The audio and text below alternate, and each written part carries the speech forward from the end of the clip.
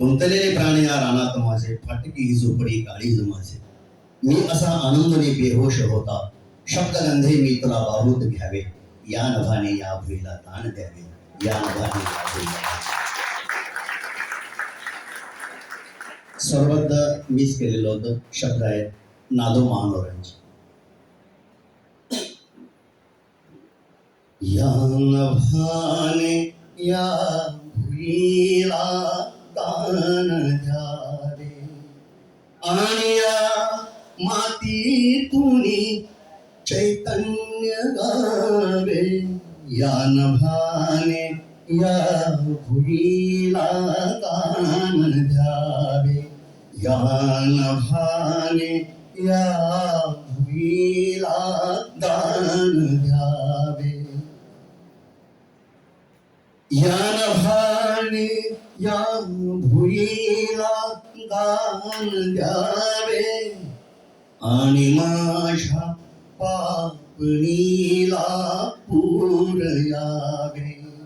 पाहता ऋतुगंध कांती सांडलेली, पाहता ऋतुगंध कांती सांडलेली. पाखरांशी खेळ मी मांडून गावे, पाखरांशी खेळ मी मांडून गावे. या नभाने या भुईला दान द्यावे, या नभाने या भुईला दान द्यावे. गुंतलेले प्राण या रानात माझे,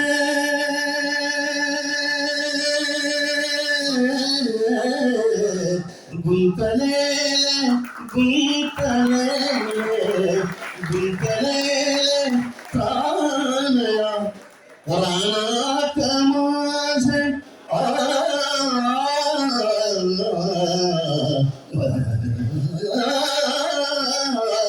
गुंतलेले गुंतलेले गुंतलेले गुंतलेले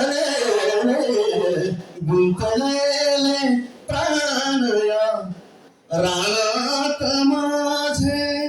फाटकी ही झोपडी काळीज माझे. मी असा आनंदुनी बेहोश होता, शब्दगंधे तू मला बाहूत घ्यावे, शब्दगंधे तू मला बाहूत घ्यावे. या नभाने या भुईला दान द्यावे आणि या मातीतून चैतन्य गावे.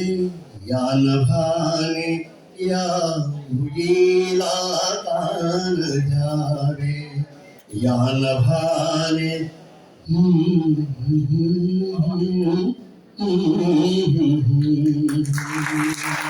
धन्यवाद.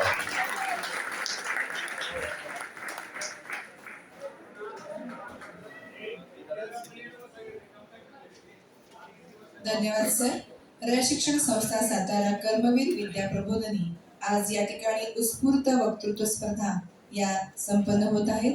इतकी सुंदर या स्पर्धेची सुरुवात झालेली आणि सगळेजण या ठिकाणी या सर्व वातावरणाने मंत्रमुग्ध झालेले आहेत.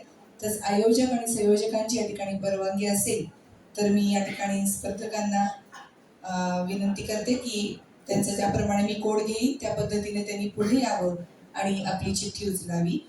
सर्व नियम या ठिकाणी सांगितलेले आहेत. तुम्हाला 5 मिनिटाचा वेळ असणार आहे. 4 अधिक 1 मिनिट. 4 मिनिटानंतर एक वॉर्निंग बेल होईल आणि त्यानंतर फायनलची 1 मिनिटानंतरच्या 2 बेल होतील. Code number 9.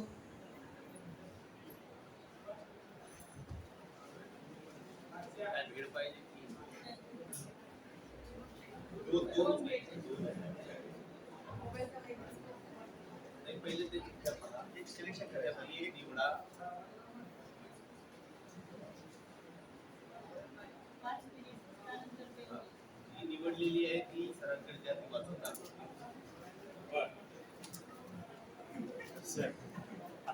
निवडलेली तुम्ही निवडलेली तुमच्या हातात ठेवा. ती निवडलेली ती निवडली ती पास झालेली ती आमच्याकडे जी आहे. आता ती जी आहे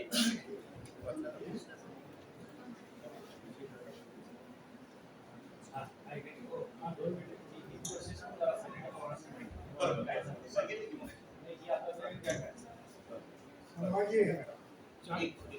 मोबाईल आत येऊन द्यायचं वनबट्टे सरांनी सांगितल्याप्रमाणे पुन्हा नवीन जे विद्यार्थी आलेले आहेत त्यांच्यासाठी पुन्हा एकदा या स्पर्धेच्या स्वरूपाबद्दल माहिती सांगतोय.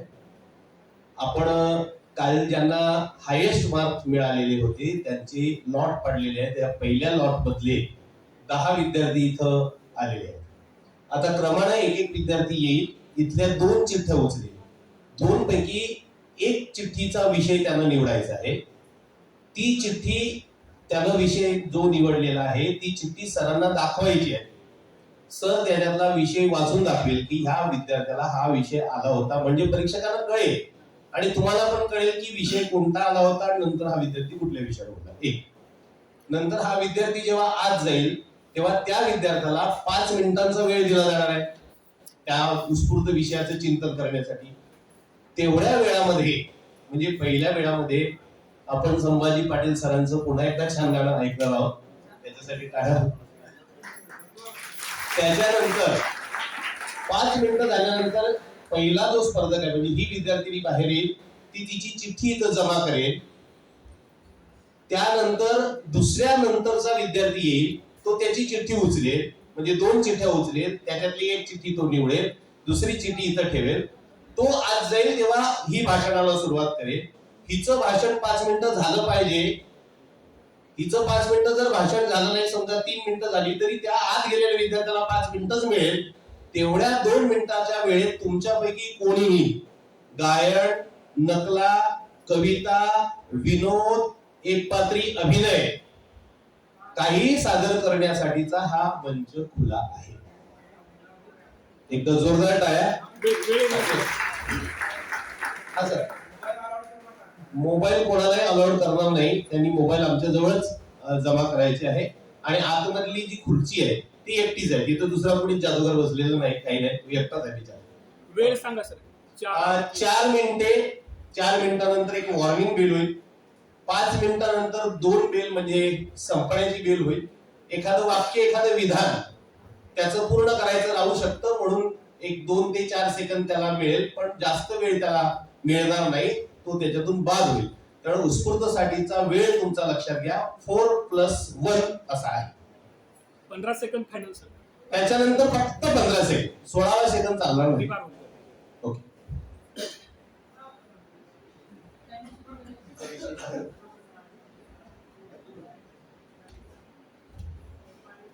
नाही मला माहिती.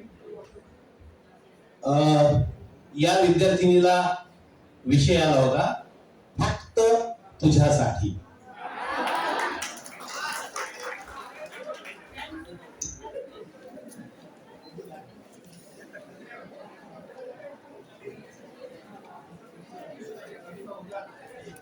चिठ्ठीवर बॅक साईडला तिचा कोड नंबर विद्यार्थी माझ्या चिठ्ठीवर बॅक साईडला कोड नंबर बाजूला ठेवा. एक मिनिट.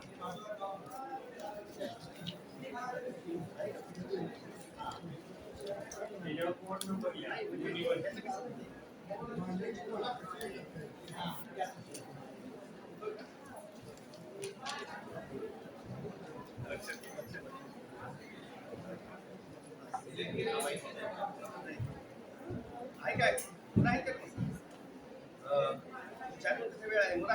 पुन्हा एकदा संभाजी पाटील सरांनी विनंती करतो. तुम्ही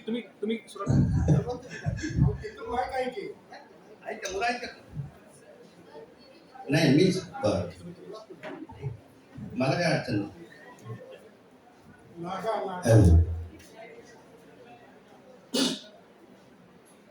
सातारसून येता येता सरांच्या बरोबर चर्चा झाली आणि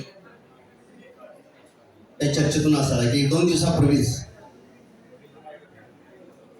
मराठी एक दिग्गज कवी ग्रेस यांची पुण्यतिथी होती.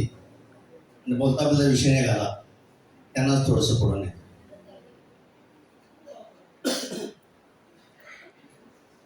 ती गेली, ती गेली तेव्हा रिमझिम पाऊस निनादत होता. मेघात अडकली किरणे हा सूर्य सोडवित होता. ती गेली तेव्हा रिमझिम पाऊस निनादत होता. ती आई होती म्हणून घनव्याकुळ मी रडलो. घनव्याकुळ मी रडलो. ती आई होती म्हणी, ती आई होती म्हणी घनव्याकुळ मी रडलो. त्यावेळी वारा सावध, त्यावेळी वारा सावध पाचोळा उडवीत होता. ती गेली तेव्हा रिमझिम पाऊस इनादत होता. ती गेली अंगणात गमले मजला, संपले बालपण माझे. अंगणात गमले मजला, संपले बालपण माझे. खिडकीवर धुरकट तेव्हा, खिडकीवर धुरकट तेव्हा कंदील एकटा होता. ती गेली तेव्हा रिमझिम पाऊस निनादत होता. तशी सांजही अमुच्या दारी येऊन धबकली होती. तशी सांजही अमुच्या दारी येऊन धबकली होती. शब्दात अर्थ उगवावा, शब्दात अर्थ उगवावा, अर्थातून शब्द वगळता. ती गेली तेव्हा रिमझिम पाऊस निनादत होता. पाऊस निनादत होता. पाऊस निनादत होता. धन्यवाद. पुढील स्पर्धकाचा कोड नंबर होऊ शकतो. स्पर्धक कोड नंबर 10.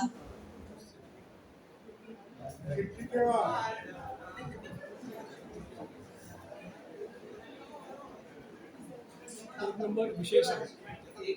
हा आतमध्ये जाऊ दे. हॅलो हॅलो कोड नंबर आणि विषय सांगून मग सुरू करूया. त्यांनी सांगितलं. ती निवडलेली चिठ्ठी आहे ना? मी स्पर्धक एक सेकंद.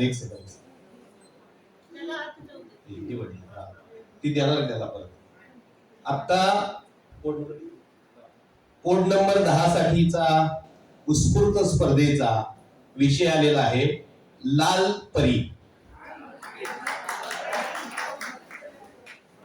स्टार्ट म्हटल्यानंतर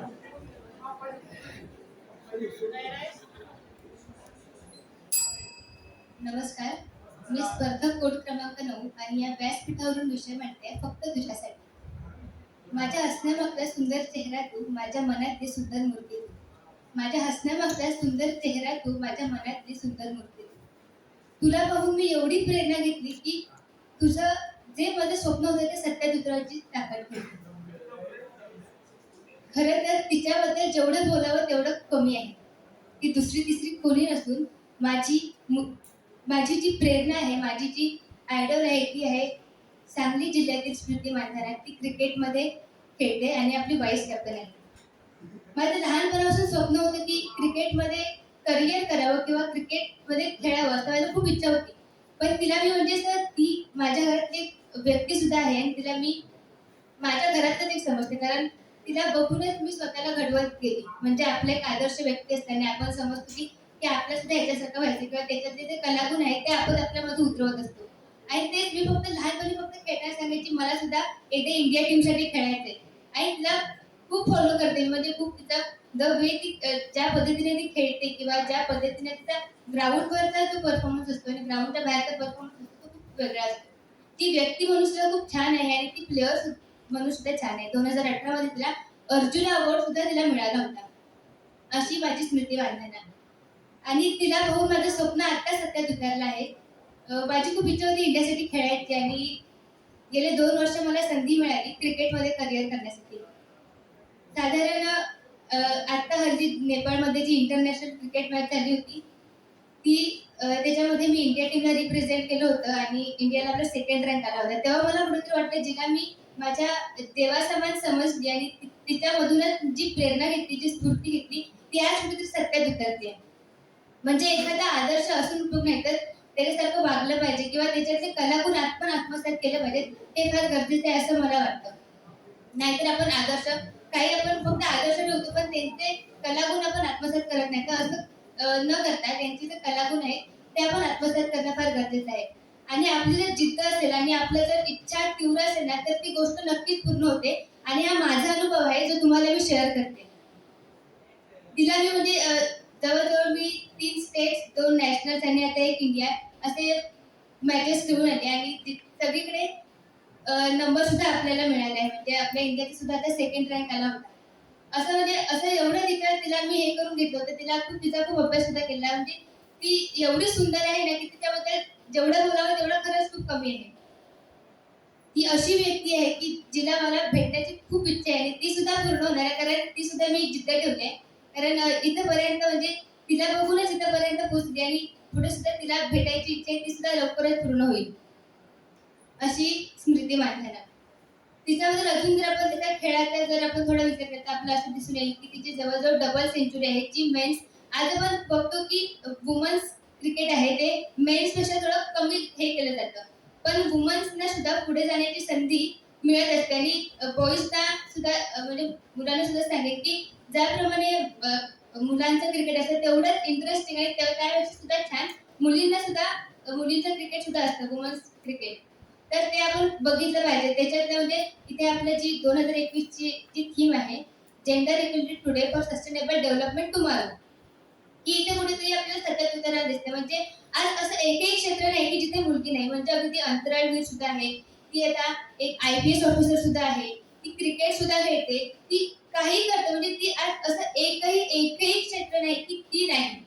आणि एक म्हणतात ना एक असा एका यशस्वी पुरुषामागे एक स्त्री असते. मग ती स्त्री जर खंबीर असेल तर काही शक्य होऊ शकतं. बरोबर की नाही?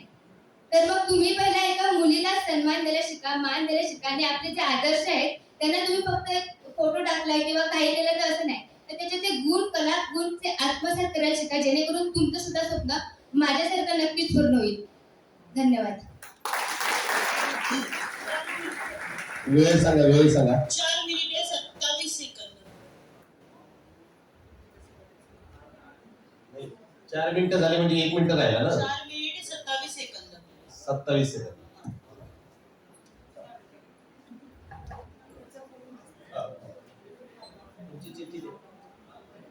स्पर्धक 16. अशा कोणत्याही चिठ्ठ्या घरात घेऊन जायच्या नसतात ना. जी न्यायची आहे ती न्यायची. हा कोड नंबर सांगा याचा.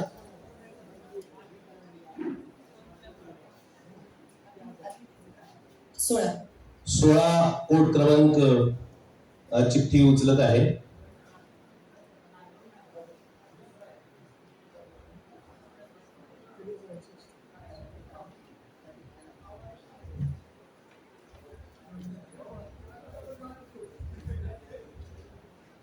देवी सज्जन,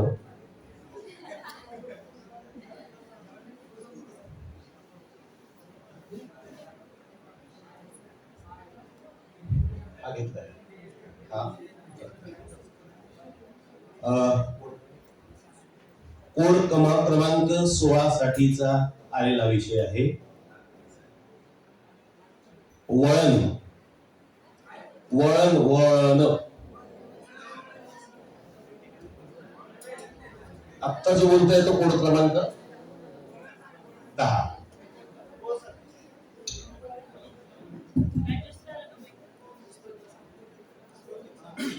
हॅलो. मागे जे बरेच विद्यार्थी आहेत, म्हणजे या सभागृहात फक्त मागे जे बरेच गोष्टी पुढे आहेत, फक्त त्यांना माझी विनंती अशी आहे की या सगळ्यांचं शांतपणे ऐका आणि तुम्हाला जर काही सादर करायचं असेल तर तुम्हाला संधी आहे मागं बोलण्यापेक्षा मधल्या गॅप मध्ये. तर you are most welcome for the filling the blanks. पण आता मात्र शांत राहा, त्याच्यामुळे आम्हाला तुम्हाला बाहेर काढावं लागेल. तसं करा. या पुढच्या रांगेतले विद्यार्थी तिघं जिथे बसले तिथं पलीकडे बेंचेस रिकामे आहे, तिथे बसेल तरी चालेल.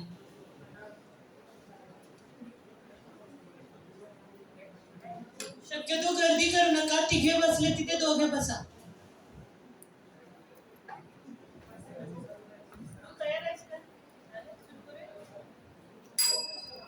नमस्कार.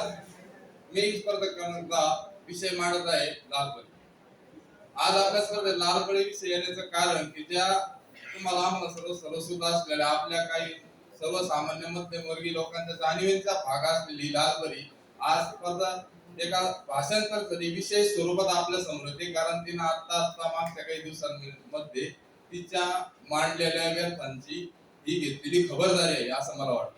लालपरी तुमच्या आमच्या सर्वांच्या आयुष्यात येऊन गेलेली, म्हणजे दिवाळी सारखे सण असतील आणि आमच्या शिक्षणात तिचं असलेलं योगदान असेल. पण भारतीय राजकारणाचा स्वभाव बघता ज्या वेळेस हक्काची न्यायाची मागणी कुठेतरी केली जाते आणि त्या मागणीची पाठपुरवणी किंवा त्या मागणीबद्दल कोण काय विचार मांडतोय, त्या मागणीची कोण किती दखल घेतोय याच्याही पलीकडे जाऊन काही विशिष्ट गट समूह राजकारणी वगैरे तिचा स्वार्थ बघण्याचा प्रयत्न करतात. त्यावेळी लालपरी ही सर्वसामान्यांची एक जीवनवाळी बनलेली असताना ज्यावेळेस तिच्या श्रमाचा मोबदला मागण्यासाठी ज्यावेळेस तिला रस्त्यावर उतरावं लागतं, त्यातलं पहिलं वास्तव सत्य जर तुम्हाला आम्हाला समजून घ्यायचं असेल तर पहिलं वास्तव सत्य लालपरीचे जे चालक आणि वाहक आहेत त्यांना सर्वात जास्त समस्यांना तोंड द्यावं लागतं. जे की या महाराष्ट्र सरकारच्या संलग्न असलेल्या महामंडळातील हे जे कर्मचारी आहेत हे निम शासकीय कर्मचारी आहेत. म्हणजे ते निम्मे शासकीय कर्मचारी म्हणून त्यांची ओळख आहे. त्यांच्या ज्या मागण्या होत्या त्या किती जरी रास्त असल्या पण त्या मागण्यांसाठी ते रस्त्यावर उतरले असताना त्यांचा जो अधिकारी वर्ग क होता, जो उच्च अधिकारी वर्ग त्यावेळेस हे रजावर असताना, वाहक आणि चालक रजावर असताना तो अधिकारी वर्ग मात्र कामावर रुजू होता. ही गोष्ट हे वास्तव सर्वसामान्य लोकांनी आपण ओळखून घेतलं पाहिजे की ज्यावेळेस हक्काची मागणी होती त्या हक्काच्या मागणी मागत कोणीतरी आपला स्वार्थ साधतोय का. आज त्यांच्या हक्काची मागणी होत असताना अजूनही पूर्णपणे एसटी महामंडळ जे असतं ती आपली लालपरी असतं ती पूर्णपणे चालू शकलेली नाही. तुम्हाला आम्हाला ज्या वेळेस कुठेतरी जायचं असतं, स्पर्धा असो कॉलेज असो, त्यामध्ये महत्वाचं योगदान मांडणारी लालपरी आहे आणि त्या लालपरीच्या आजच्या समस्या आपल्या सर्वांच्या समोर आहे. त्या समस्यांचा विचार करता ती किती महत्वाची आहे, तिला जीवनदायिनी का म्हटलं जातं मध्यम वर्गाची. कारण महाराष्ट्र शासनाचा एक आदेश आहे, जर एक जरी विद्यार्थी जर शाळा महाविद्यालयात एक जरी विद्यार्थी असेल बसमध्ये असलेला तर त्याला शेवटच्या त्याच्या ठिकाणापर्यंत पोहोचवणं तिचं त्या महामंडळाचं कर्तव्य समजलं जातं. म्हणून ती आमची जीवनदायी बनलेली आहे. तिची सेवा, तिचे योगदान हे प्रत्येक क्षेत्रात अतुलनीय आहे. आज आपल्या रस्त्यावर कुठेही जाता येता लालपरी दिसल्याशिवाय राहत नाही. तिच्या शब्दाची तिला दिलेल्या उपमाचे ज्यावेळेस थोर काढण्याचा प्रयत्न करतो सर्वसाधारणपणे तिचा रंग लाल असतो तरी तिला परी म्हटलं जातं. कारण तिची उपयोगिता ही तुम्हा आम्हांसाठी खूप महत्वाची आहे. त्याच लालपरीतून कुणीतरी इंटरव्ह्यू साठी मुलाखतीसाठी गेलेलं असतं, त्याच लालपरीतून कुणीतरी कुठेतरी वेळेवर पोहोचणार असतं. म्हणून तुम्हा आम्हांसाठी ती लालपरी ठरलेली आहे. आणि त्या लालपरीसाठी ज्यावेळेस तिच्याच व्यथांची जबाबदारी घेण्यासाठी कुणीही तयार नसतं, मग ती जबाबदारी किंवा तिचा मोबदला, तिच्या कष्टाचा मोबदला जर तिला मिळत नसेल, तर त्यासाठी आपणही तितकं संवेदनशील आणि तिच्या व्यथांची, तिच्या कष्टांची, तिच्या श्रमांची आपल्याला जाणीव असणं गरजेचं आहे. आज आधुनिक काळात तिची स्थिती परिस्थिती कशी आहे हे तुम्हाला आम्हाला माहित आहे. तिची स्थिती परिस्थिती बिकटीची असताना किंवा ते महामंडळ किती फायद्यात तोट्यात या आर्थिकदृष्ट्या किंवा अर्थशास्त्राच्या विद्यार्थ्याला चांगलं माहित आहे, तरी पण ती पूर्णपणे एक ग्राहक म्हणून, ग्राहकाला ग्राहक म्हणून सेवा देण्यात आजपर्यंत ती कधीही कमी पडलेली नाही. ज्या वेळेस त्या महामंडळाच्या कर्मचाऱ्यांचा प्रश्न समोर येतो, त्यावेळेस आपण तिथं उथळ किंवा अविचारी न बोलता त्यांना समर्थन किंवा असमर्थन करण्यापेक्षा आपण त्यांच्याविषयी किती जाणीवपूर्वक आणि किती संवेदनशील राहतो, हा आमचा नैतिकतेचा प्रश्न बनून राहतो. जर या ठिकाणी या व्यथांचा जर कोणी बाजार मांडत असेल, त्या व्यथांचा जर कोणी फायदा घेत असेल आणि या सर्व फायदा घेण्यामागं, त्यांच्या व्यथा न्याय हक्काची मागणी करण्यामागे जर सर्वसामान्य आपण जर होरपळत असेल, एक गरीब घरातली व्यक्ती जर तिचा जर आधुनिकतेच्या काळात जर स्वतःच्या वाहनाने प्रवास करणं जर अशक्य असेल, तर तिच्यासाठी, त्या व्यक्तीसाठी ही लालपरी एक जीवनदायी ठरलेली आहे. आणि या सर्व गोंधळात जर असे सर्वसामान्य कुटुंब, सर्वसामान्य विद्यार्थी जर होरपळून निघत असेल होणाऱ्या गैरसोयीमुळे, तर आपण सर्वांनी या लालपरीचं महत्व समजून तिला जाणीवपूर्वक संवेदनशील पाठिंबा किंवा विचार मांडणे, भूमिका घेणे ही सर्वात जास्त आत्ताची या स्थितीची गरज आहे. एवढं बोलून मी नाही संपवतो. 4 मिनिटे 44 सेकंद. 4:44. पुढचा स्पर्धक कोण आहे? 17.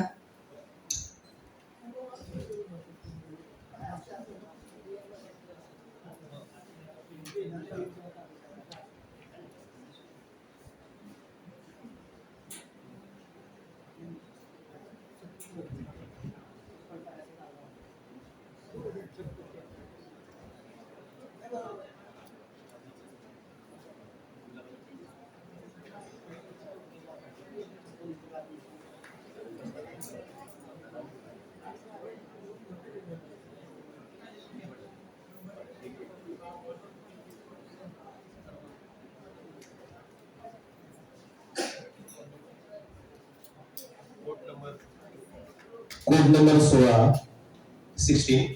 तुमच्या समोर विषय मांडते. वळण.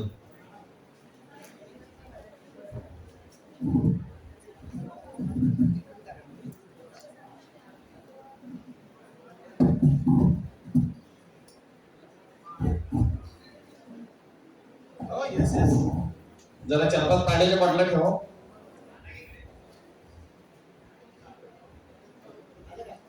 अच्छा, दुसऱ्याला पाठवलं होय तू?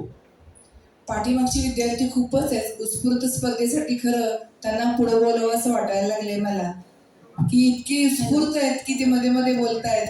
आपण उत्स्फूर्त मध्ये मध्ये बोलण्यामध्ये नकोय, तर वक्तृत्वामध्ये असावं असं मला वाटतंय. तर शांत बसा, नाहीतर उत्स्फूर्त विषय मी तिथे येऊन देते.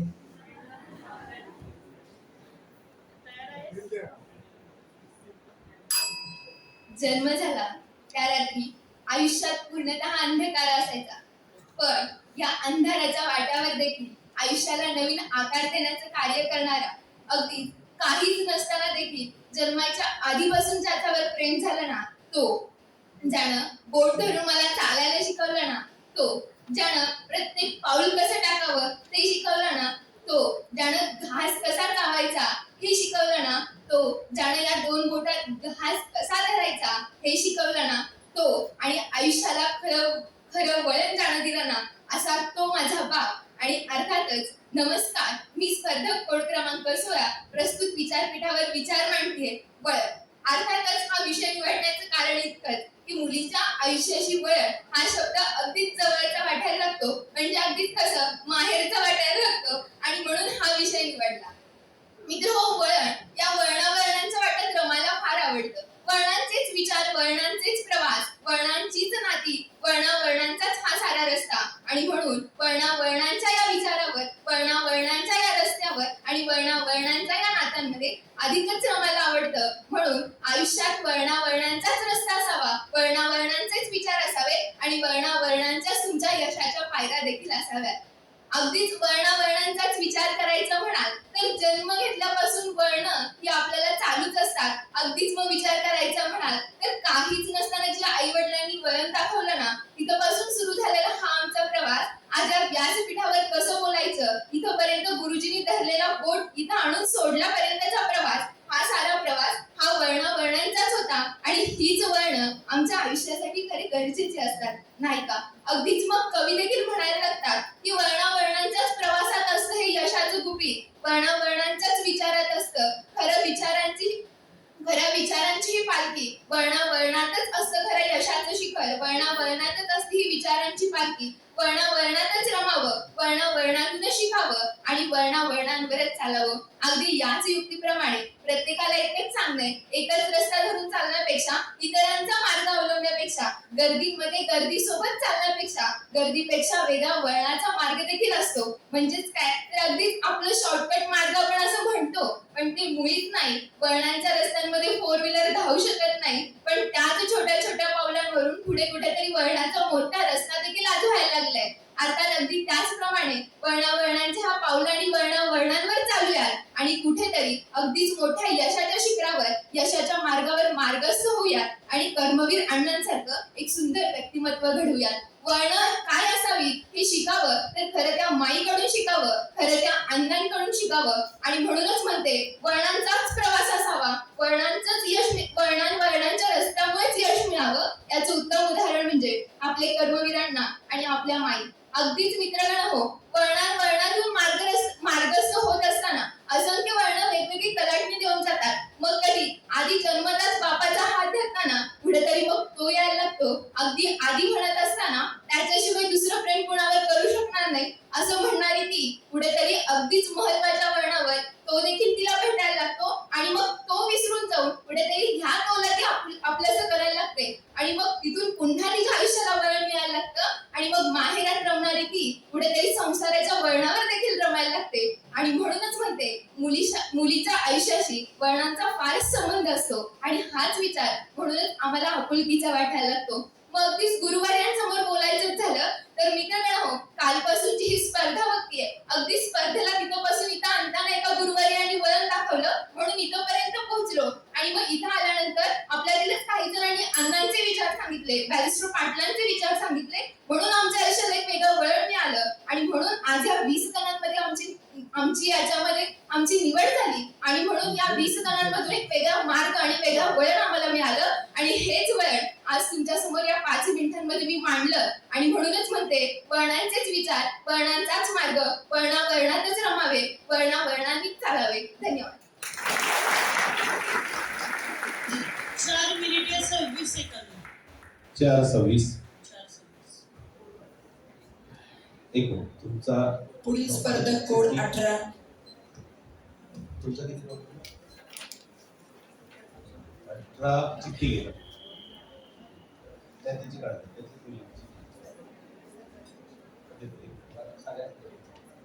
एक मिनिट.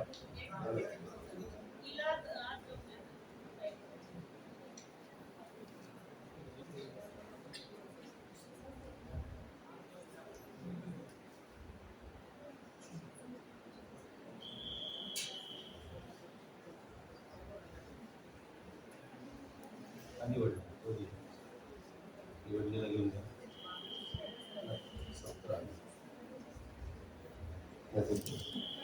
17 ना? हो 17 ना? कोड क्रमांक 17. विषय आहे आवडीचा तुमच्या, नकळत सारे घडले.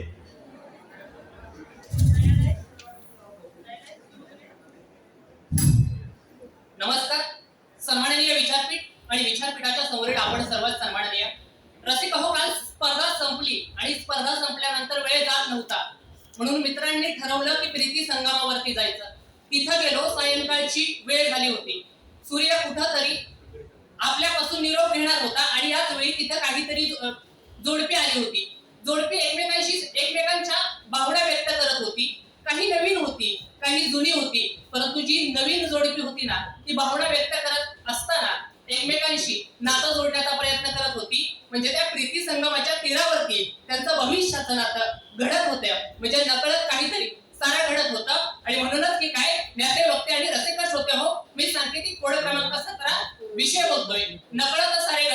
माझ्यासारखा सर्वसामान्य माणूस मेंढराच्या मागे जन्माला येतो आणि मेंढराच्या मागे जन्माला आल्यानंतर कोकरा हाकण्यापासून ते अगदी इथपर्यंत अगदी तुम्हाला सभागृहामध्ये तुमच्यापर्यंत विचार पोहोचवण्यापर्यंत प्रवास करू लागतो ना, त्यावेळी कोकऱ्यापासून ती इथपर्यंतचा प्रवास म्हणजे नकळत सारं घडलं असं मला वाटायला लागतं. ज्यावेळी लक्ष्मणवेणींच्या डोळ्यातलं पाणी कर्मवीरांच्या ताटामध्ये पडलं आणि त्यांना सत्तेची जाणीव झाली, त्यावेळी खऱ्या अर्थानं रयत शिक्षण संस्था स्थापन झाली.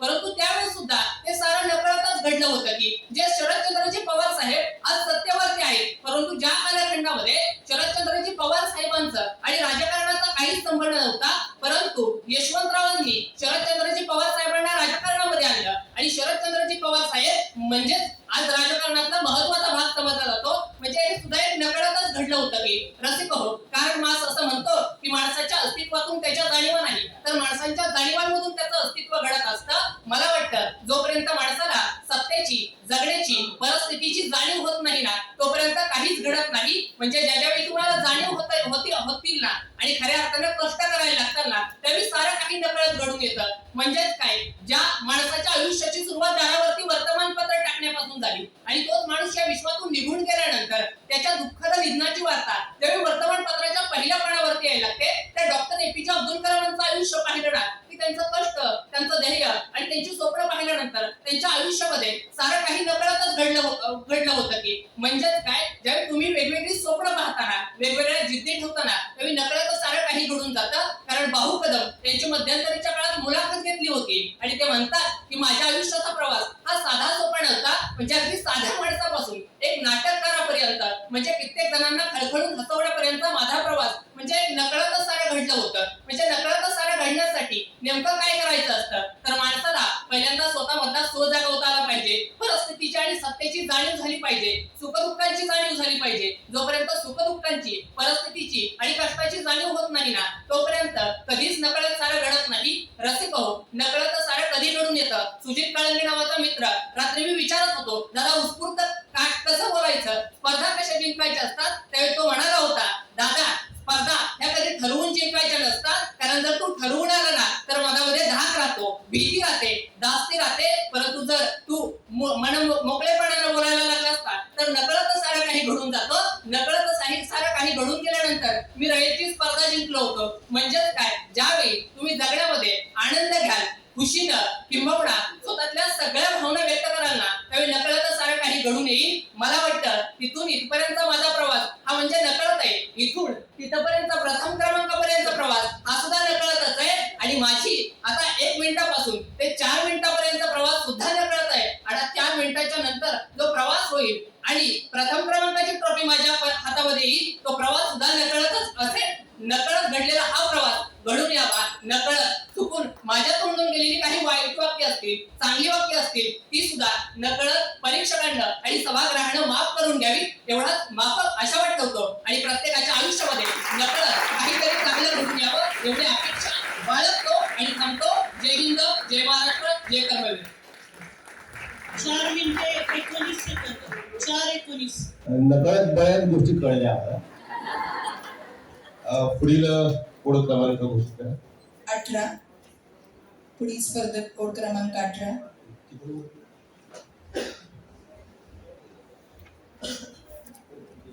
सव्वीस.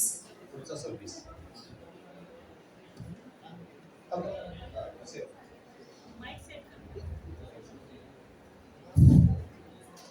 हो. नाही, एक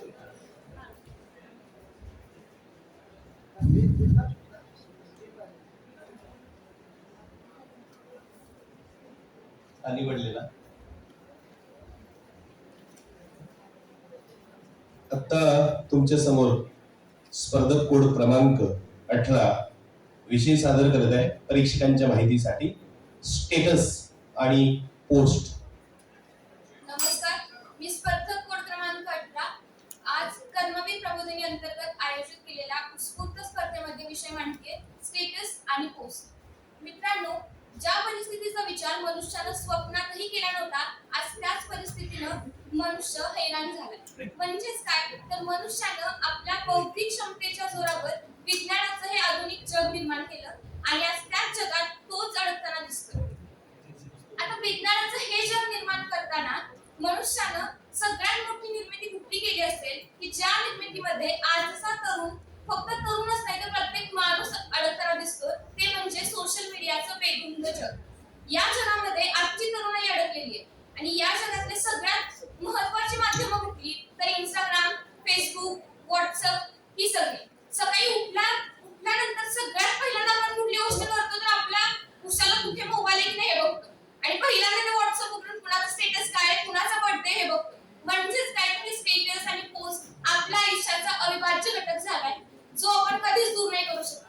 आता फक्त नकारात्मक दृष्टीने या गोष्टीकडे बघणं बरोबर नाहीये, कारण या स्टेटस आणि पोस्टचा फायदा कित्येक लेखकांना कमी ना होतोय. कारण आज आपण पाहिलं तर तरुण वर्ग आपण सुद्धा काही लिहितो, काही विचार मांडतो, ते पहिल्यांदा आपण कुठे टाकत असू तर स्टेटसला किंवा पोस्टला.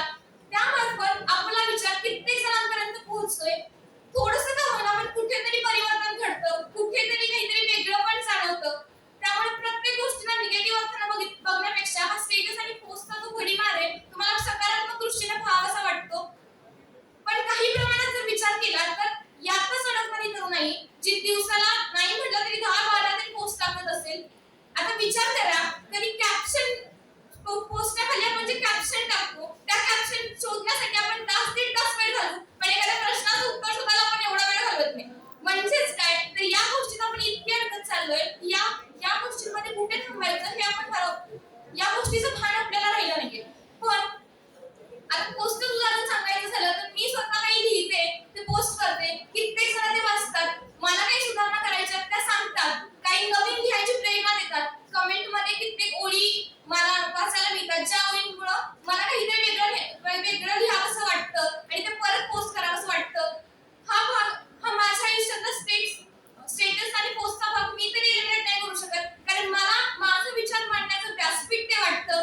ज्याप्रमाणे फक्त इतकं आहे की त्या व्यासपीठामध्ये अडकून न राहता, कारण ते आभासी व्यासपीठ आहे, ज्याप्रमाणे आज या व्यासपीठावर मी बोलतेय त्याचप्रमाणे तेही व्यासपीठ महत्वाचं आहे, महत्वाचं नाही असं नाही.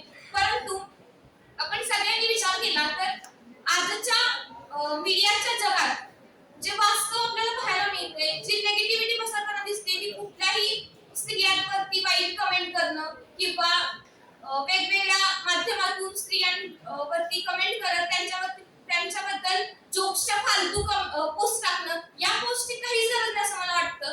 कारण स्त्रीबद्दल बोलणं किंवा स्त्री ही अविभाज्य घटक आहे आणि तिच्यावरती किंवा तिच्या शरीरावरती फालतू पोस्ट टाकण्यात आणि फालतू कमेंट करण्यात काही एक अर्थ नाहीये. त्याऐवजी तिला थोडासा रिस्पेक्ट, सन्मान आपल्याला जर देण्यात येत असेल तर त्या दृष्टीने आपण प्रयत्न केले पाहिजेत. आईवरती, आपल्या बहिणीवरती किंवा आपल्या मैत्रिणीवरती, स्त्रीवरती कविता लिहून त्या पोस्ट केल्या तर त्या चालू शकतील, पण त्यांच्या शरीरावरती किंवा त्यांच्यावरती वाईट कमेंट करून वाईट विचार पोस्ट करणं हा मार्ग बरोबर वाटत नाही. आज सोशल मीडियाच्या बेधुंद जगाला आपण सगळेच अडकलोय, तो आपल्या आयुष्याचा अविभाज्य घटक झालाय, हे सगळं मान्य आहे. पण मित्रांनो, आपण जर विचार केला तर त्या पोस्टच्या नादात आपण किती वेळ घालवतोय याचा आपण भान ठेवलं पाहिजे. उगाच आता विचार केला तर इंस्टाग्रामवर जर पोस्ट करतात त्यासाठी वेगळा फोटोशूट करा, घरात आई वडिलांची काही कंडिशन आहे, ते कुठून पैसे आणतात याचा विचार आपण कधी करत नाही, पण त्या पोस्ट वरती, त्या फोटोशूट वरती, त्या मेकअप वरती आपण किती खर्च करतो याचं सुद्धा भान ठेवलं पाहिजे. आणि त्या पोस्टने काय मिळतं तर फक्त लोकांपुढे काहीतरी मांडणं, जो नसलेला शो ऑफ करणं असं मला वाटतं. पण मित्रांनो, याचा विचार आपण केला पाहिजे की त्याऐवजी काहीतरी आपल्याला नवीन शिकता येते का याचा प्रयत्न करत पोस्ट आणि स्टेटसचा उपयोग आपण या दृष्टीने केला पाहिजे असं मला वाटतं. आणि मित्रांनो, आपण सगळ्यांनी या सोशल मीडियाच्या आभासी जगात न अडकता आपलं वास्तव जग शोधायचा प्रयत्न केला पाहिजे. कुठल्या तरी शास्त्रज्ञांना असं म्हटले की science never creates problem without creating 10 मोर. म्हणून ह्या वाक्याचा अर्थ आपण लक्षात घेत सायन्समध्ये, तंत्रज्ञानामध्ये, मीडियामध्ये आणि या स्टेटस आणि पोस्टमध्ये न अडकता आपण आपलं वास्तव जग जगायला सुरुवात केली पाहिजे. धन्यवाद. जय हिंद, जय महाराष्ट्र. 5 मिनिटे 1 सेकंद. 5 मिनिटं 1 सेकंद. पुढचा स्पर्धक येतोय. वक्तृत्व स्पर्धांचे विषय मोबाईल आणि जोडीदार यांच्या बाबतीत एक गोष्ट असते की आपल्याला सारखं वाटत असतं की हे मला मिळालं पाहिजे.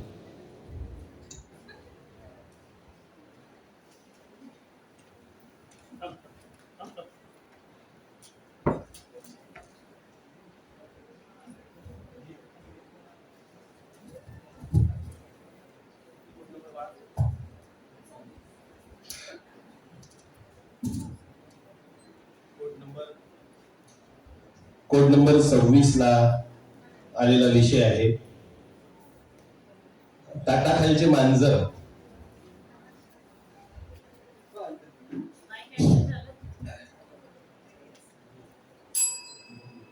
नमस्कार. माणसानं माणसाचं व्यक्तिमत्व कसं नेमकं असावं?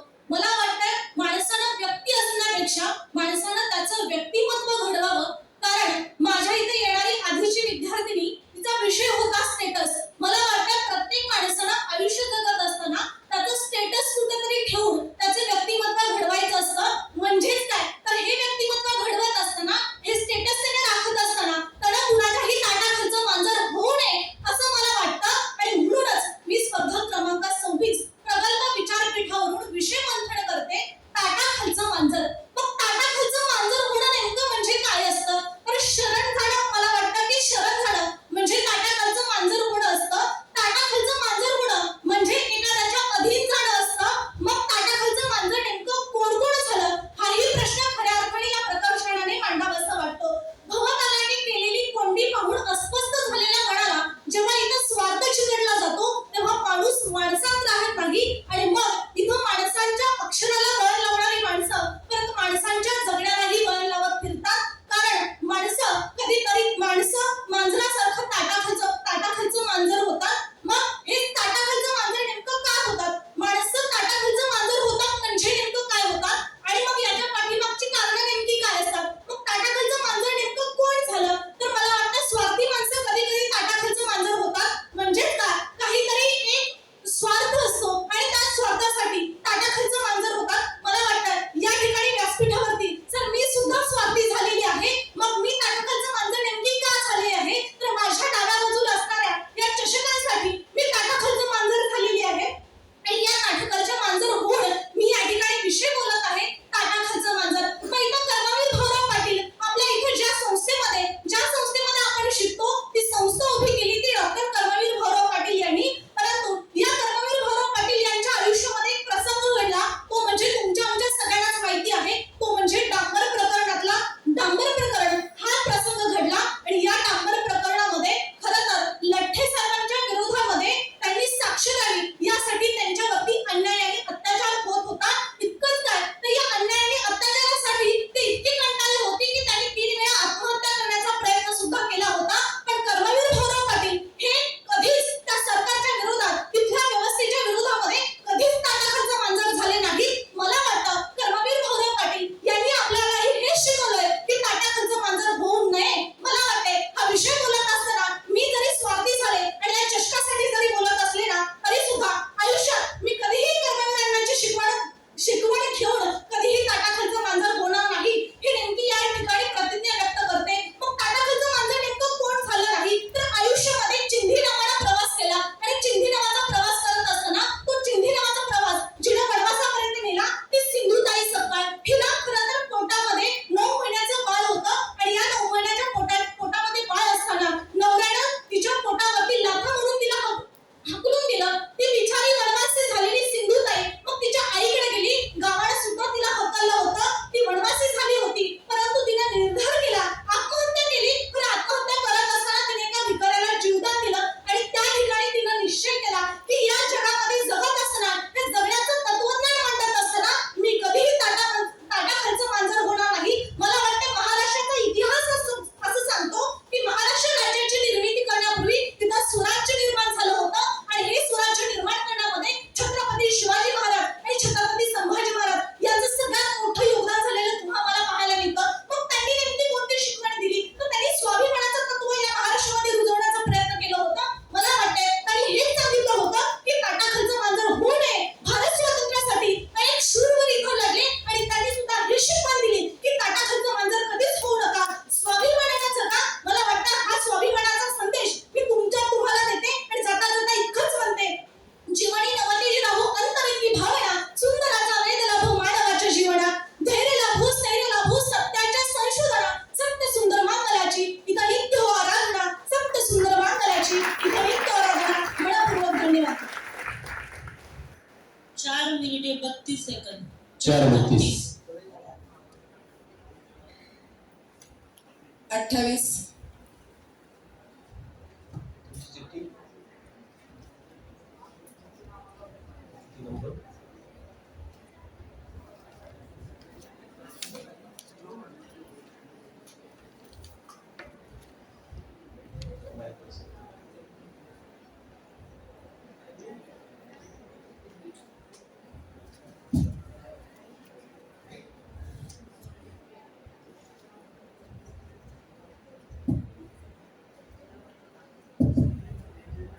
जरा आवाज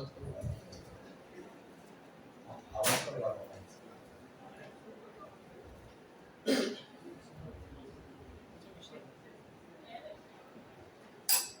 नमस्कार.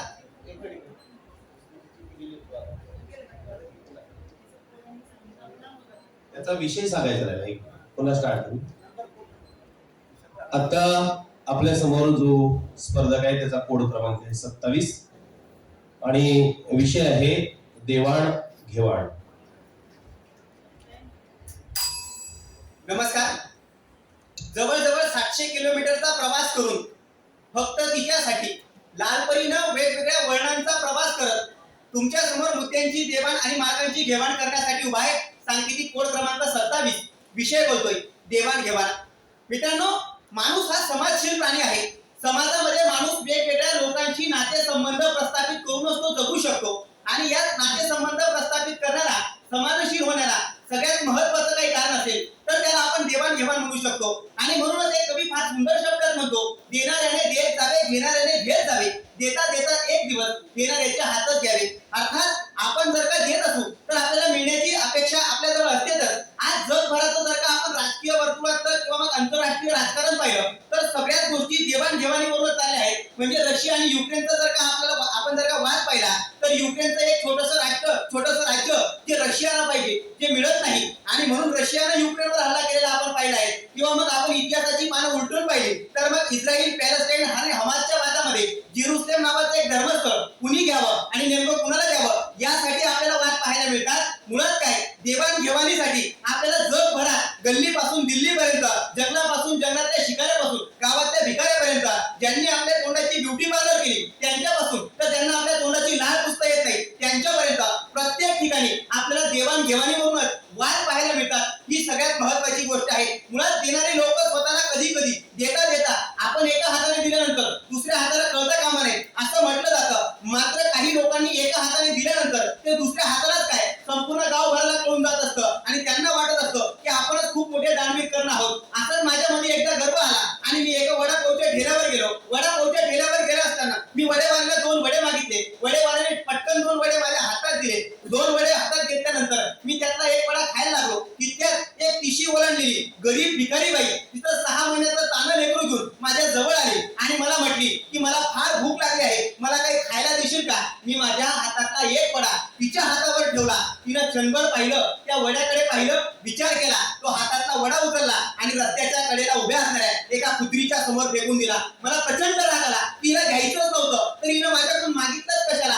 मी तिला म्हटलो की तुला जर खायचं नव्हतं, भूक लागली नव्हती तर तू अन्नाची नासाडी कशाला केली. त्यावेळेस त्या बाईनं दिलेलं उत्तर खऱ्या अर्थानं देवाणघेवाण काय असते याचा मला मनाला स्पर्श करून गेलं. ती बाई मला म्हणायला लागते की अरे मला तर एकच तानं लेकरू आहे पण रस्त्याच्या कडेला उभ्या असणाऱ्या कुत्रीला 4 ताने लेकरू आहे आणि म्हणून मी देवाणघेवाण करण्याचं काम केलं आहे.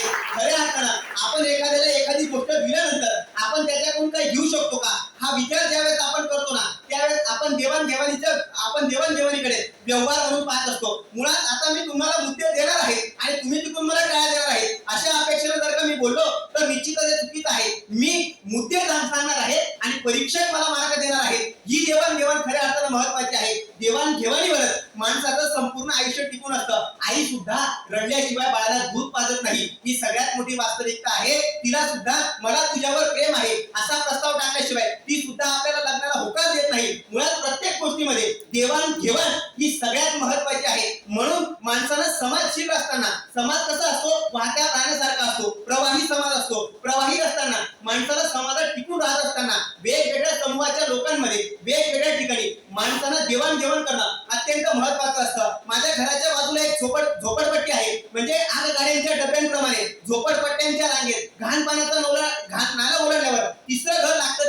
तिथं तिसरं घर लागतं. तिथं कोरोनाचा विषाणू सुद्धा मास्क लावून जाईल कारण त्याला सुद्धा भीती असते. या ठिकाणी जर का मी प्रवेश केला तर या ठिकाणी गरिबीचा संसर्ग होईल. त्याच गरीब लोकांचा जर का आपण विचार केला तर गरीब लोकांमध्ये संवाद असतो. तू आज तांदूळ आणायचे, मी आज डाळ आणेल, त्याला तेल आणायचं. म्हणजे सगळ्यांनी मिळून काहीतरी देवाणघेवाण करायची आणि खिचडी करून आपल्या पोटाचा खळगा भरवायचा. म्हणजे देवाणघेवाण फक्त विचारांचीच नाही तर अन्नाची सुद्धा होत असते. या देवाणघेवाणीच्या माध्यमातून काही लोक पोट भरत असतात, काही लोक राज्य चालवत असतात. शिवाजी महाराजांनी सुद्धा देवाणघेवाण करून कितीतरी लढाया जिंकण्याचं काम केलं होतं. युद्ध आणि तलवारींच्या पलीकडे जाऊन देवाणघेवाणींच्या माध्यमातून राजकारण करून त्यांनी खऱ्या अर्थानं स्वराज्य उभारण्याचं काम केलं होतं. ही देवाणघेवाण तुमच्या आणि माझ्यामध्ये सुद्धा राहावं एवढाच आशावाद मनपूर्वक. धन्यवाद. 4 मिनिटे 35 सेकंद. 4:35 पुढचा स्पर्धक जो आहे आतून बाहेर आलेला किती नंबर? 29. 29 क्रमांकाचा स्पर्धक चिठ्ठी काढतोय.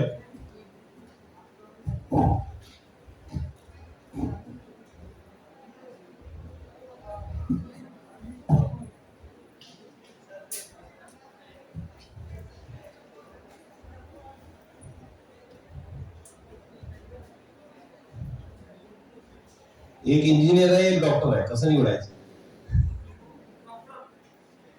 निवडलेली ती निवड. कोड क्रमांक 29-28 आपल्या समोर विषय मांडत आहे. उषत काल होता होता.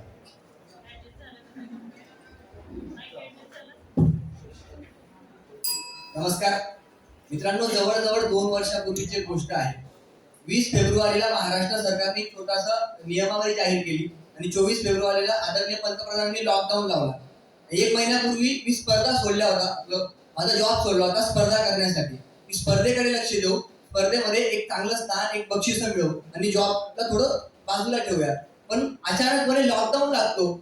घरामध्ये परिस्थिती हालाकीची आहे, चांगली नाही. मग अशी परिस्थिती निर्माण होते की पुढची 2-3 महिने नोकरी नाही, पाणी नाही, काही मिळू शकत नाही. त्यावेळेला आईकडे सहज बसलो. आई, चूक झाली का गं असा प्रश्न सहज विचारला आणि बाबांनी ते ऐकलं. तर बाबा आतून कवी सुरेश भटांच्या ओळी म्हणतात की अरे बाळा, उशीर काल होता होता काल रात्र झाली, अरे आयुष्याच्या पुन्हा पेटवा मशाली. त्यांचं हे वाक्य मला एक प्रेरणा देऊन जातं आणि म्हणून तोच विषय तुमच्या समोर मांडण्यासाठी उभा आहे. नमस्कार, मी स्पर्धक कोड क्रमांक 28 विषय बोलतोय. उशीर काल होता होता काळ रात्र झाली, अरे आयुष्याच्या पुन्हा पेटवा मशाली. मित्रांनो, आयुष्याच्या मशाली पेटवत असताना नेमकं आपण काय करतोय, का केलं पाहिजे आणि त्या करण्यासाठी कुठला मार्ग, कुठला प्रवास, कुठली ध्येय, धोरणं ही ठरवली पाहिजे, हे सुद्धा तितकं महत्वाचं आहे. नुसत्या कवितेच्या ओळी डोक्यात ठेवल्या आणि आयुष्याची मशाल पेटत नसते. ती मशाल पेटवण्यासाठी आपल्याकडे इंधन, आपल्या विचारांचं इंधन, आपल्या विवेकाचं इंधन गरजेचं असतं. ती लाकडं आपल्याकडे कोणती आहेत, आपली साथीदार ती आपली लाकडं होऊ शकतात का, हे सुद्धा आपण विचार केला पाहिजे. अरुणिमा सिन्हा नावाची एक खेळाडू होती. व्हॉलीबॉल आणि अशा अनेक प्रकारच्या खेळांमध्ये ती भाग घ्यायची. एक वेळेला दिल्लीला ती पुढच्या खेळासाठी प्रॅक्टिससाठी जात होती. दिल्लीला जात असताना रेल्वेमध्ये तिच्यावर बलात्कार होतो. बलात्कार झाल्यानंतर तिला रेल्वेच्या खाली ते गुंड फेकून देतात. रात्रभर तिच्या पायावरून अनेक प्रकारच्या रेल्वे चालतात, तिचे पाय चुकतात, परंतु ती हार मानत नाही. अरुणिमा सिन्हाला त्या ठिकाणी त्यावेळेला फक्त गुंडांनी मारलं होतं, पण नंतर समाज तिच्यावर कित्येक वार करतो, पण ती हार मानत नाही आणि कालांतराने ती सुद्धा तिच्या आयुष्याची मशाल पेटवते. आणि अरुणिमा सिन्हा ही जगातली पहिली अपंग महिला जी माउंट एव्हरेस्ट सर करते. अर्थात काय, तो उषःकाल होता होता काळ रात्र होते, पण आयुष्याची मशाल पेटवण्याची धमक जर का तुमच्या मनामध्ये असेल ना,